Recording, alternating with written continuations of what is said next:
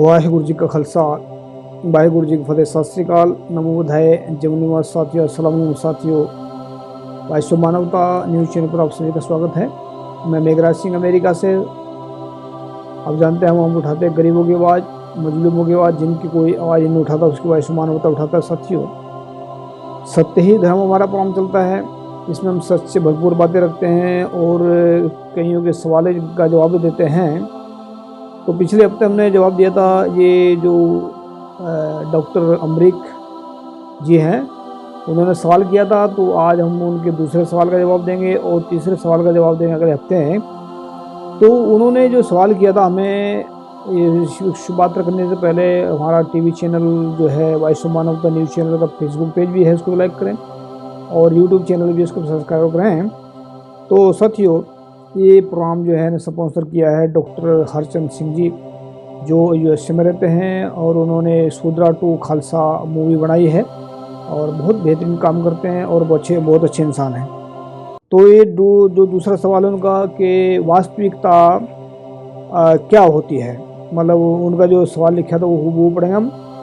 माननीय, आपने खुद को वास्तविक कहकर अपने दिव्य ज्योति जला दी, यानी कि उनको ऐसा लगा कि हमने अपनी दिव्य ज्योति जला दी, उनके कहने के हिसाब से। अब सवाल ये उठता है कि वास्तविकता क्या होती है और इसके लक्षण और गुण क्या होते हैं, ताकि शिक्षा के द्वार जन जन तक पहुंचाया जा सके। हम सब आपके सहयोग से विकास के पथ पर प्रस्त कर लेंगे, यानी कि मतलब प्रस्त चल लेंगे। तो जवाब हमने दिया, इसका जवाब मेघराज सिंह की तरफ से सवाल ये जो है डॉक्टर अमरीक जी की तरफ से, अमरीक जी की तरफ से। मेरे दिमाग में दिव्य ज्योति अभी नहीं जली, ये तो 2016 में जल चुकी है।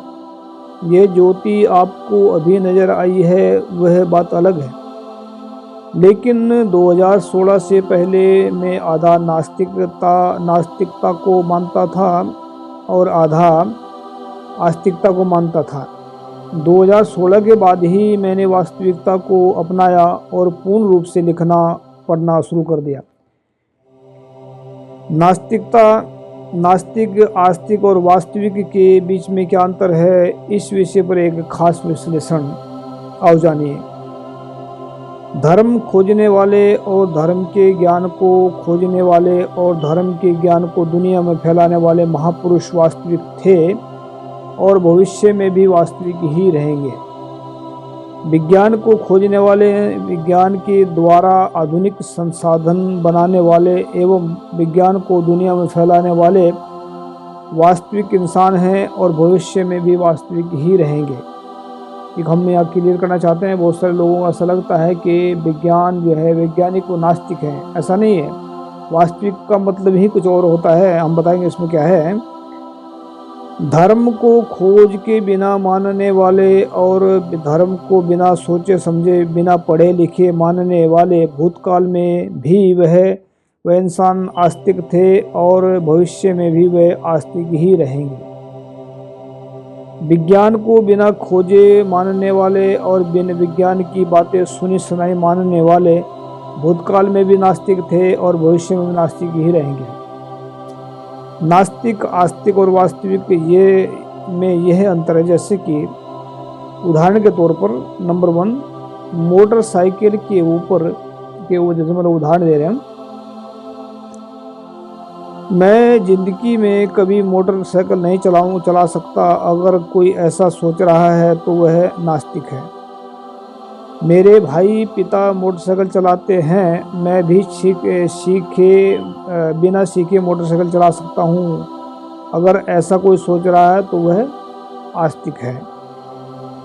मैं पहले मोटरसाइकिल चलानी सीखूंगा, फिर बाद में मोटरसाइकिल चलाऊंगा। अगर कोई ऐसा सोच रहा है तो वह वास्तविक है। नंबर 2, मेरे जैसे पढ़े लिखे इंसान दुनिया के अंदर कुछ भी नहीं कर सकते, हम तो ऐसे ही मर जाएंगे। अगर कोई ऐसा सोच रहा है तो वह नास्तिक है। मेरे जैसे पढ़े लिखे इंसान बहुत कुछ कर सकते हैं और बिना प्रयास के ही सब कुछ हो जाएगा। अगर कोई ऐसा सोच रहा है तो वो आस्तिक है। मेरे जैसे पढ़े लिखे इंसान बहुत कुछ करेंगे ऐसा सोचते भी हैं और उस पर हकीकत में काम शुरू कर देते हैं। अगर कोई ऐसा इंसान है तो वह वास्तविक है। नंबर 3, इस दुनिया में कोई भी धार्मिक नहीं होता। सब पाखंडी हैं, लुच्चे लफंगे हैं, धर्म के नाम पर लूट कर खा रहे हैं। अगर कोई ऐसा सोच रहा है तो वह नास्तिक है। सिख, बुद्ध, ईसाई, लिंगायत, इस्लाम, जितने भी दुनिया में धर्म हैं उनमें बच्चे पैदा होते ही सभी धार्मिक होते हैं। ऐसा सोचने वाले इंसान आस्तिक लोग होते हैं। सभी धर्मों में कोई भी इंसान पैदा होते हैं, वह बचपन से कोई भी इंसान धार्मिक नहीं होते। जो भी धर्म के गुणों को धारण करते हैं, ईमानदारी और सच्चाई को फैलाते हैं, वही अगर कोई ऐसा सोच रहा है तो वह वास्तविक है। नंबर 4, अगर कोई विज्ञान को बिना सोचे समझे नकार रहे हैं, अगर कोई धर्म को बिना सोचे समझे नकार रहे हैं तो वह नास्तिक है।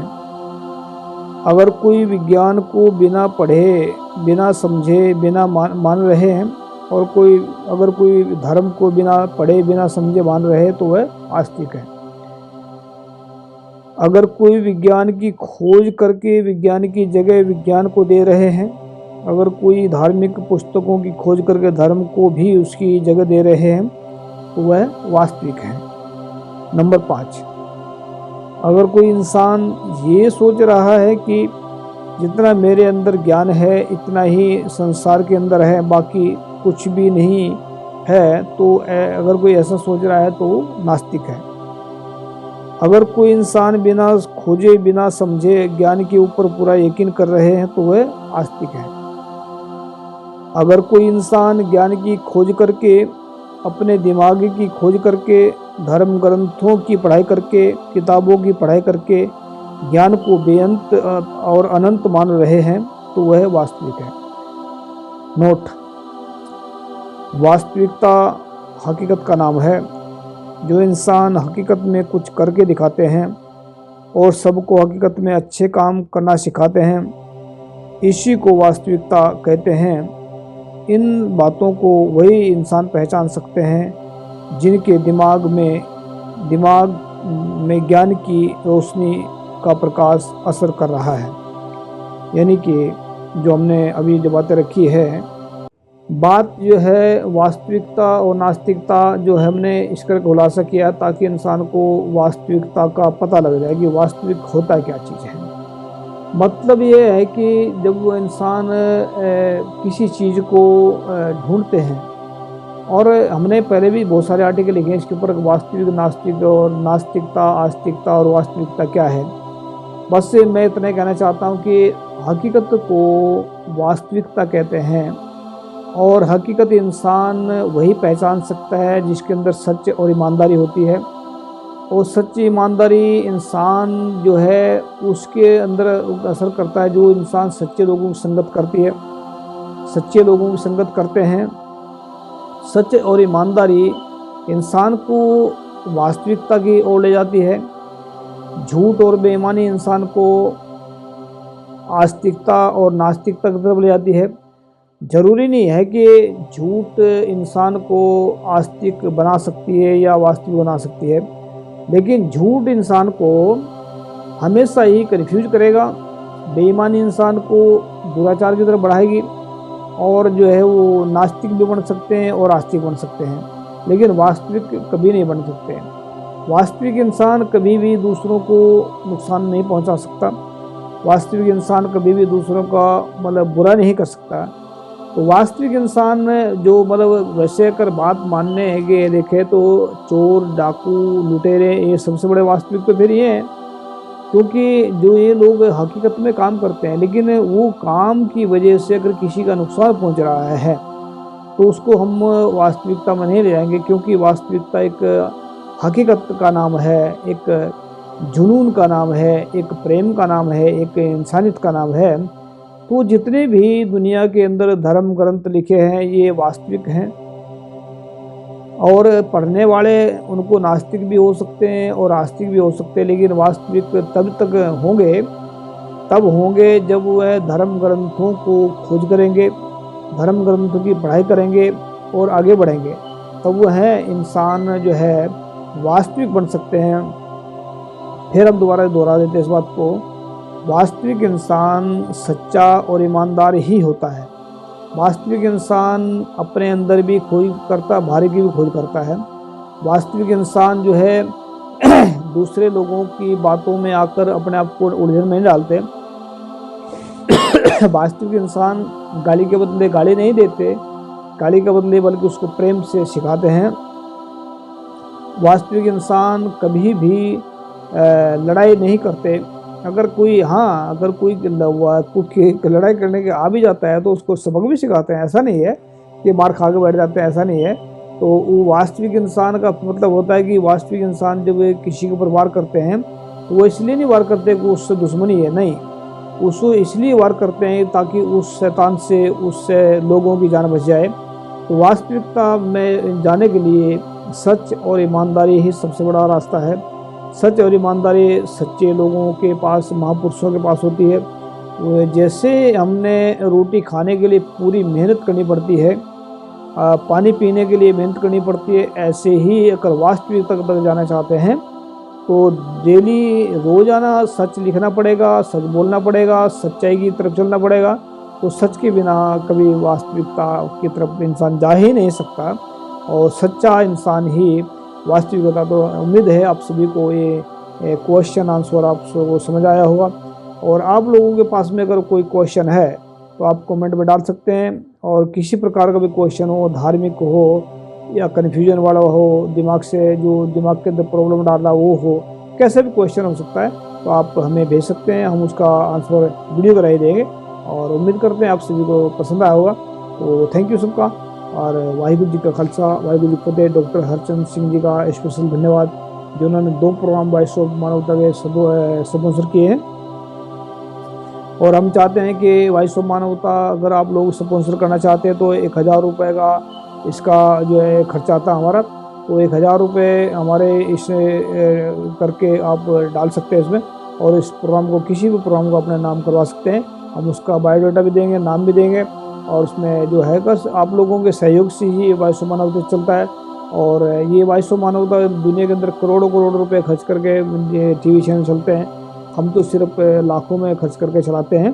तो लाखों का मतलब ये है कि अगर आप लोगों का सहयोग होगा तो हम दुनियादारी से बहुत लोगों को जोड़ सकते हैं। और लेकिन पैसा जो है हर हालत में चाहिए। तो आप लोगों का सहयोग हमारे लिए बहुत बड़ा एक योगदान होगा, और उम्मीद करते हैं आप सभी सहयोग करेंगे। थैंक यू सबका। सत श्री अकाल, अस्सलाम वालेकुम, जय जोहर, वाहिगुरु जी का खालसा, वाहिगुरु जी का फतेह, सतनाम सत श्री अकाल। Meghraj Singh has brought the solution to the problems of the whole world in the form of a book. Book number 1. What is the solutions to the serious disputes within families in the world? This book contains solutions to the problems of families all over the world and solutions to the problems of countries all over the world. Book number 2. How will human around the world lives freely from mental slavery? This book contains solutions to the problems in the minds of atheists, theists, and people all over the world. Book number 3. We will eradicate racism from the entire world. In this book, racism is spread all over the world. Racism has made life difficult for people of almost the world. This book contains the solution to end racism. Book number 4. How can mankind get ultimate happiness? Let's find out. In this book, people from all over the world can make their lives happy, and by solving the problems, ways have been explained in this book. Book number 5. How poor Meghraj Singh became the king of Satyayog. This book contains 30 parts of the story related to the life of Meghraj Singh, in which every word is full of truth. The people who read this book will never be disappointed in life and will never fail. After reading this book, all people will live life with self-respect and will be successful happily. Although there are many writers in the world, some write novels, some write poetry, some write common books, some write very big films. But Meghraj Singh has taken up the task of writing books, keeping in mind the problems of humans all over the world. Have done.